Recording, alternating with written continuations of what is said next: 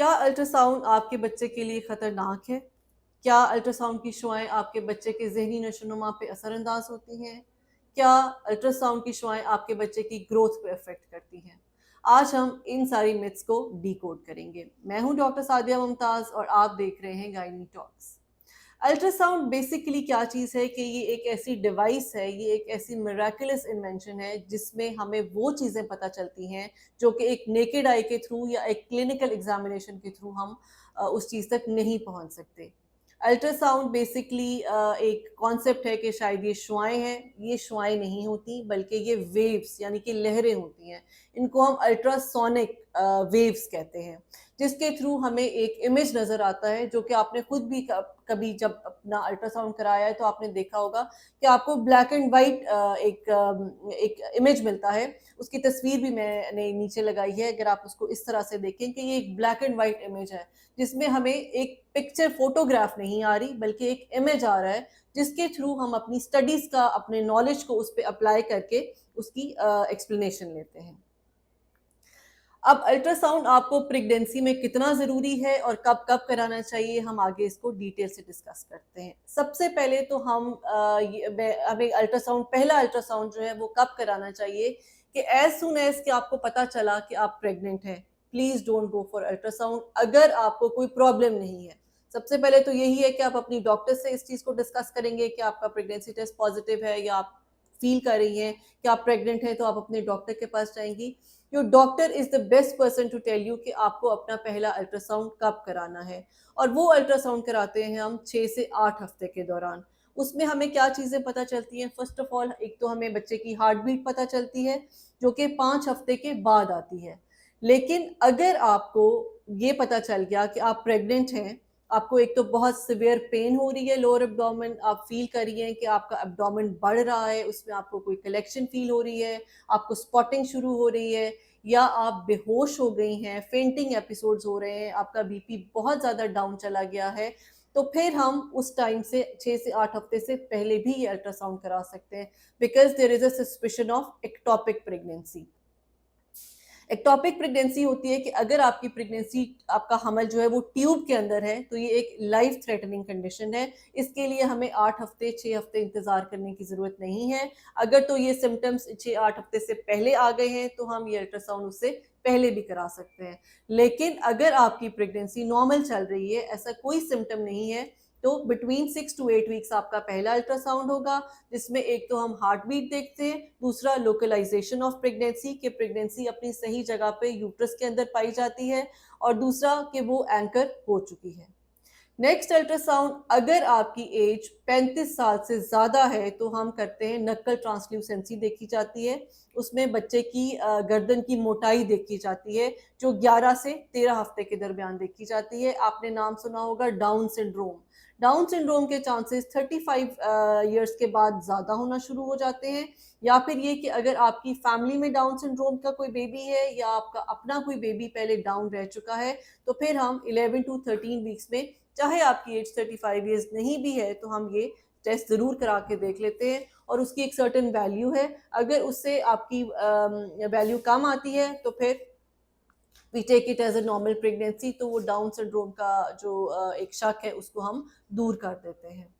उसके बाद चलते हैं, जो नेक्स्ट से अल्ट्रासाउंड आएगा वो आपका 5th मंथ पे होता है, जो 18 से 22 हफ्ते के दरमियान होता है। ये एक बहुत डिटेल्ड अल्ट्रासाउंड होता है जो कि मैं आपको एडवाइस करूंगी कि जैसे बहुत सी गायनेकोलॉजिस्ट खुद भी अल्ट्रासाउंड करती हैं, लेकिन ये अल्ट्रासाउंड 18 से 22 हफ्ते वाला जो अल्ट्रासाउंड है, please go to a special radiologist, sonologist जो कि स्पेशलाइज्ड है अल्ट्रासाउंड में, ये उनसे करवाइए। उसकी वजह ये है कि ये प्रॉपर डिटेल अल्ट्रासाउंड होगा आपके बच्चे का, जिसमें खुदा न खासा अगर कोई एबनॉर्मेलिटी है तो वो पिक कर ली जाती है। और अगर ये अल्ट्रासाउंड क्लियर आ जाता है तो 95% चांसेस ये हैं कि आपका बच्चा बिल्कुल नॉर्मल है और उसमें कोई बनावटी नुक्स नहीं है, कोई ऐसा प्रॉब्लम नहीं है जो कि उसकी वायबिलिटी के साथ उसको कुछ इशू हो सकता है। उसके बाद जब आप रेगुलरली अपने डॉक्टर को विजिट करती हैं तो वो हर महीने हम आप अपने पेशेंट को बुलाते हैं, हम उनका क्लिनिकल एग्जामिनेशन करते हैं, उसकी ग्रोथ चेक करते हैं।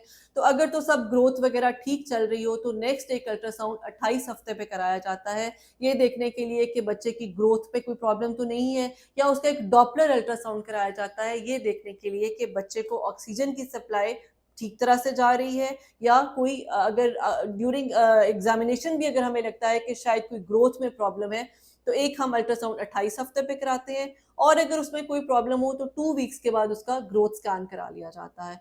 लेकिन अगर 28 हफ्ते पे ये अल्ट्रासाउंड ठीक आ गया है तो फिर हमें करीब-करीब कोई अल्ट्रासाउंड कराने की ज़रूरत नहीं है। फिर हम 9th मंथ में जाकर 36 वीक्स पर एक अल्ट्रासाउंड कराते हैं, जो कि मैं भी प्रेफरेबली डॉपलर ही कराती हूँ। उससे आपको बहुत ज़्यादा इस तरह से आइडिया हो जाता है कि आप पेशेंट को लेकर चल रहे हैं।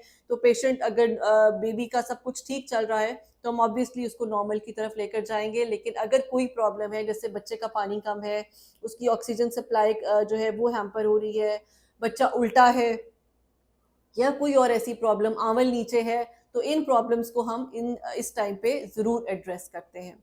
अगर पहले किसी पेशेंट का सी सेक्शन हो चुका है तो इस टाइम पे हम ये देखते हैं कि जो आंवल है इस दफ़ा उस पिछले स्कार के साथ चिपकी तो नहीं हुई हुई, या वो यूट्रस के अंदर तो नहीं गई हुई, उस क्योंकि ये फिर एक कॉम्प्लिकेटेड प्रोसीजर होगा जिसके लिए डॉक्टर और पेशेंट दोनों का प्रिपेयर्ड होना बहुत ज़रूरी है।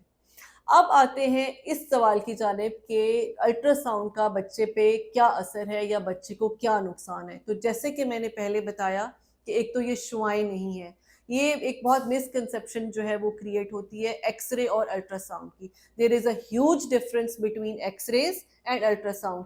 X-rays are basically the rays, ये शुआएँ हैं, और अल्ट्रासाउंड जो है these are the sound waves, यानी कि जो साउंड वेव्स है उसको, साउंड एनर्जी को लाइट एनर्जी में कन्वर्ट किया गया है। आपने सुना होगा एनर्जी जो है वो अपनी फॉर्म्स तब्दील करती रहती है।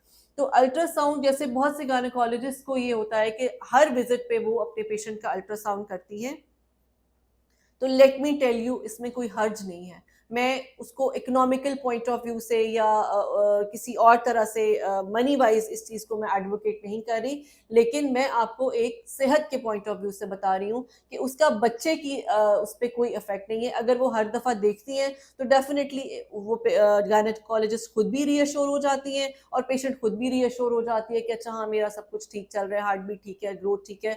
मेन जो है जो हमारा फोकस है, मेन अल्ट्रासाउंड जो है वो ज़रूर आप को अपने जो स्पेशल रेडियोलॉजिस्ट हैं उनसे कराना चाहिए। लेकिन अगर आपकी डॉक्टर हर विजिट पे भी आपका अल्ट्रासाउंड करे तो इस बात को ज़हन में रखिए कि अल्ट्रासाउंड का बच्चे को कोई नुकसान नहीं है। मैं उम्मीद करती हूँ कि इस वीडियो के थ्रू आपको अल्ट्रासाउंड की बेनिफिट्स के बारे में पता चल गया होगा, और आपके ज़हन में अगर कहीं भी कुछ थोड़े बहुत भी शक व शुबहात हैं कि आपके अल्ट्रासाउंड ज़्यादा हो रहे हैं, जैसे कुछ कंडीशंस होती हैं जिनमें हमें हर 2 हफ्ते के बाद अल्ट्रासाउंड कराना होता है, बिकॉज़ हमने ये डिसीजन लेना होता है कि कब बच्चा हमें लग रहा है कि उसका यूट्रस के अंदर जो है उसका रहना जो है वो नुकसानदेह है, बजाय इसके कि हम उसको थोड़ा पहले निकालें। तो हम ये हफ्ते-हफ्ते बाद भी उन कंडीशंस में बच्चों के अल्ट्रासाउंड कराते हैं। तो उस अल्ट्रासाउंड का बच्चे की सेहत पे कोई नेगेटिव इफ़ेक्ट नहीं है। Thank you so much.